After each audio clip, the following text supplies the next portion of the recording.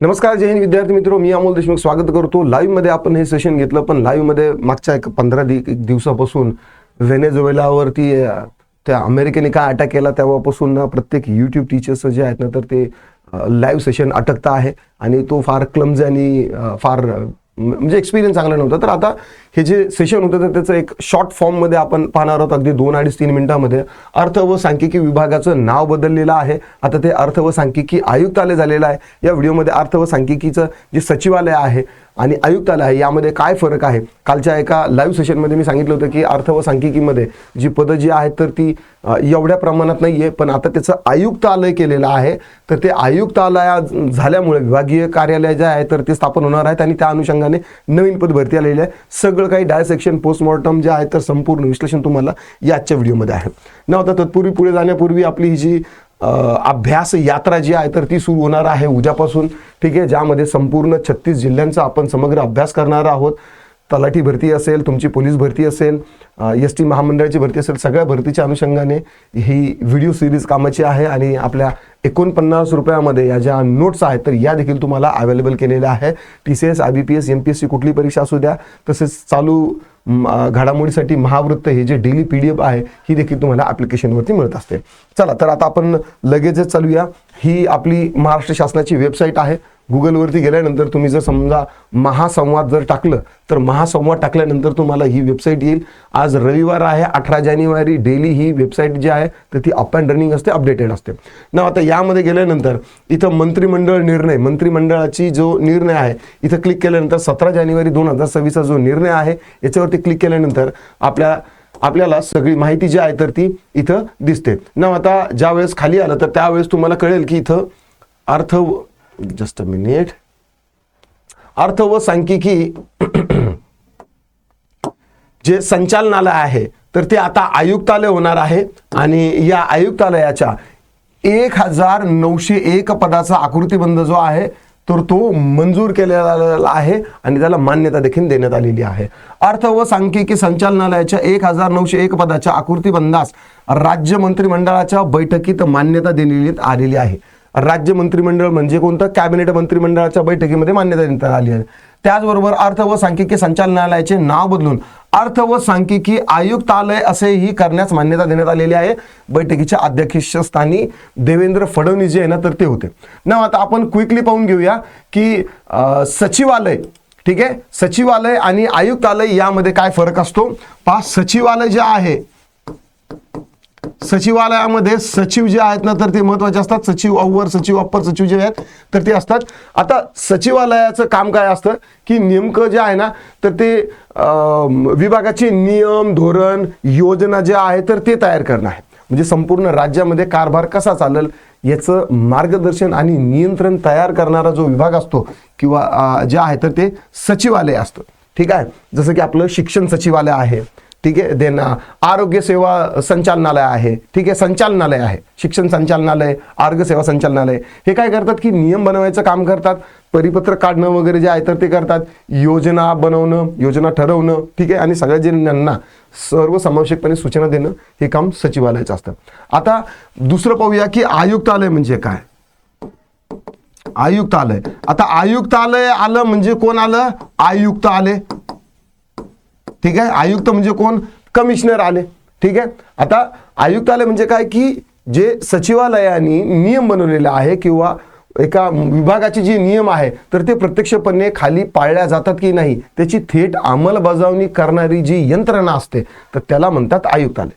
म्हणजे प्रत्यक्ष जनतेशी जो आहे ना तर तो संपर्क येतो. इतक्या दिवस आपल्या अर्थ व सांख्यिकी विभागाचा प्रत्यक्ष जनतेशी तेवढा डायरेक्ट कधी संबंध नाही आला. ठीक आहे, पण जर तुम्ही पाहिलं महानगरपालिका आयुक्तालय किंवा पोलीस आयुक्तालय किंवा GST आयुक्तालय तर यांचं काय आहे की डायरेक्टली जे आहे ना तर ते संबंध येतो. म्हणजे नियम अंमलात आणणे, प्रत्यक्ष कारवाई करणे, नागरिकांच्या तक्रारी जे आहे तर त्या हाताळणे हे असं आहे. एक छोटंसं एक्झाम्पल म्हणून सांगतो. शाळेचं उदाहरण जर घेतलं आपण, संचालनालय म्हणजे काय की शिक्षण मंडळ जे अभ्यासक्रम ठरवतात, नियम बनवतात, परीक्षा कधी घ्यायच्या, काय घ्यायच्या, कोणत्या वेळेत घ्यायच्या, कधी परीक्षेच्या दरम्यान सुट्टी द्यायची हे कोण ठरवतं? हे जवळपास आपलं संचालनालय ठेवतं. ठीक आहे. आणि आता जर आयुक्त जर म्हटलं तर एखाद्या शाळेचे मुख्याध्यापक, म्हणजे काय की वर्ग कसा चालवायचा, शिक्षकावर नियंत्रण कसं ठेवायचं, विद्यार्थ्यांना कोणते नियम लागू करायचे, शाळा कधी भरवायची, शाळा कधी सुटायची. ठीक आहे. विद्यार्थ्यांची सेफ्टी सिक्युरिटी जी आहे तर ती आयुक्तालयावर म्हणजे मुख्याध्यापकावरती डिपेंड असते. आशा करतो की तुम्हाला हा जो डिफरन्स आहे तर तो कळाला असेल ना. आता येऊया बॅक टू द ॲडव्हर्टिजमेंट. वित्त विभागाने दिलेल्या सूचनेनुसार अर्थ व सांख्यिकी संचालनालयातील कामकाजाचा आणि मंजूर पदाचा आढावा घेण्यात आलेला आहे. आता तिथं जे आयुक्तालय करण्यात आलेला आहे त्यांचा पदाचा आढावा घेण्यात आलेला आहे. त्यानुसार अर्थ व सांख्यिकी संचालनालयाची 996 पदे, किती 996 पदे 212 यामध्ये काय केलेली आहे, वाढवलेली आहे. ठीक आहे. 996 आणि 212 किती होतात, हे 96 1208 जी आहे तर ती कोणती पदं आहे, आयुक्तालयाची. तसेच जिल्हा नियोजन समितीची 576 पदे. ठीक आहे. सह आयुक्त नियोजन, विभागीय आयुक्त कार्यालय यांच्या कार्यालयासाठी, म्हणजे आता काय की विभागीय आयुक्तालय जे कार्यालय आहे तर ते देखील येणार आहे. ठीक आहे. त्यांची 66 पदं जी आहेत ना तर ती देखील मंजूर करण्यात आलेली आहे. तसेच वैधानिक विकास महामंडळाची किती 51 पदे, अशा एकूण 1901 जे आहेत तर त्या पदांचा काय केलेला आहे, आकृतीबंधास मान्यता देण्यात आलेली आहे. त्याचबरोबर ठीक आहे 1901. त्याचबरोबर मानव विकास कार्यक्रमातील 55 पदांचे अर्थ व सांख्यिकी संचालनालयाच्या कार्यालयात तीर्थक्षेत्र विकास कार्यक्रम, ठीक आहे, तीर्थक्षेत्र विकास कार्यक्रम, पुण्यश्लोक अहिल्याबाईचा नावाने जी योजना चालू झाली आहे तीर्थक्षेत्रांचा विकास करण्यासाठी, तर ते देखील आहे. या कार्यक्रमातील 9 पदांचे सह आयुक्त, या तीर्थक्षेत्र विभागाचे जे 9 सह आयुक्त होते नियोजन करणारे, ठीक आहे, तर यांच्या कार्यालयात तर नक्षलग्रस्त विशेष कृती आराखडा कक्षातील 3 पदांचे, नक्षलग्रस्त भागामध्ये हा जो एक आहे तर विशेष कृती आराखडा आहे, विशेष तिथली स्ट्रॅटेजी जी आहे तर ते हँडल करण्यासाठी जे आहे तर ते 3 पदांचे जिल्हा नियोजन समितीच्या कार्यालयात समायोजन करण्यासही मान्यता दिलेली आहे. म्हणजे हे जे नक्षल भागासाठी सेपरेट जे 3 पदं तयार केलेली आहेत तर त्याचा या जिल्ह्याची ही जी समिती आहे तर याच्यामध्ये काय आहे की त्यांनी समायोजन करण्याचा निर्णय घेतलेला आहे. अर्थ व सांख्यिकी संचालनालयाचे नाव बदलून अर्थ व सांख्यिकी आयुक्तालय असे करण्याची मान्यता देण्यात आल्याने त्या अनुषंगाने होणाऱ्या पदनामातही बदल करण्यास मान्यता देण्यात आलेली आहे. ना आता यामधील बरेचसे जे पदं आहेत तर त्यांचं काय होणार आहे की नाव चेंज होणार आहे.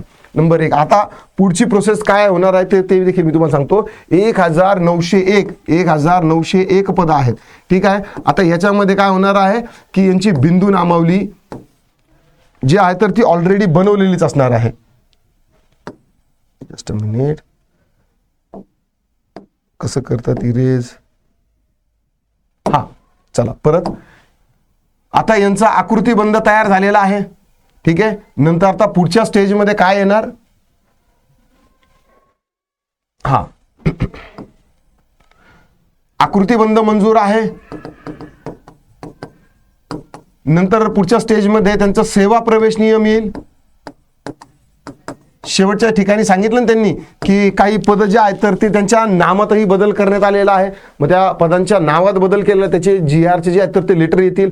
त्यासोबतच प्रत्येक पदासाठी सेवा प्रवेश नियम लागणार आहे. काय शिक्षण पाहिजे, अनुभव पाहिजे, काही प्रमोशननी भरणार आहेत का, इतर डिपार्टमेंटचे त्यांना येऊन पदोन्नती देणार आहे का, ते देखील येणार आहे. कारण की ही जी पदं असणार आहे group A, group B, group C आणि ग्रुप D अशी 4 जी असणार आहे. पण मोस्ट ऑफ दी जी पदं जी आहेत ना तर ती ग्रुप A, ग्रुप B ची असणार आहे. आता पाहण्यासारखं होईल की जी एक्झाम जी आहे तर ती MPSC मार्फत भरल्या जाते का आपलं IBPS मार्फत भरल्या जाते. TCSच्या बसचं मला नाही वाटत की हे काम असेल. ठीक आहे. कारण ग्रुप A, ग्रुप B साठी जी आहे ना तर ती अर्थ व सांख्यिकी कॅल्क्युलेशन्स वगैरे जे आहेत ना तर त्याच्यासाठी TCSचा निभा लागू शकत नाही. तर यामुळे MPSC आणि IBPS मार्फत होऊ शकतात. सेवा प्रवेश नियम आल्यानंतर मग काय होईल की फायनान्स वित्त विभागाची मान्यता मिळेल, वित्त विभाग मान्यता, आणि नंतर मग जे आहे तर ती प्रत्यक्ष जाहिरात आपल्याला दिसेल ना. आता याच्यासाठी वेळ जो आहे तर तो कमीत कमी इथून पुढे 4 ते 5 महिन्यामध्ये म्हणा किंवा कमीत कमी नाही जरी म्हटलं तरी 45 दिवसाच्या नंतर ही जी जाहिरात जी आहे तर ती दिसू शकते 16 फेब्रुवारीपर्यंत तर काहीच नाही. आता जस्ट एक पाहिला आहे की हे मीटिंगमध्ये काय झालं ते आलेला, याचे GR वगैरे यायला संथ गतीनं चालतं. नंतर मग सेवा प्रवेश नियम वगैरे या गोष्टीला, त्यामुळे कमीत कमी 45 दिवस किंवा जास्तीत जास्त 6 महिन्याच्या आत बाहेर जे आहे तर ती जाहिरात आपल्याला दिसू शकते. हे स्ट्रॉंग इव्हिडन्स आहे जाहिरात येण्याचे. तलाठी भरती असेल, नगरपरिषद भरती असेल, असे या भरतीच्या संदर्भामध्ये असे एवढे स्ट्रॉंग पुरावे आपल्यासमोर काही आलेले नाही. त्यामुळे मी अशा गोष्टी ज्या आहेत तर त्या आय होप की तुम्हाला माझं काय म्हणता येईल की खोली आणि माझ्या मनाचा भाव देखील कळत असेल की मी कोणत्या गोष्टी कशा तपासून तुमच्यासमोर सादर करतो. आशा करतो तुम्हाला व्हिडिओ आवडला असेल तर लाईक करा, शेअर करा, कमेंटमध्ये तुमचे काही दिक्कत, डाऊट, क्वेरी, परेशान असतील नोंदवू शकता. पुन्हा भेटूया. राम राम.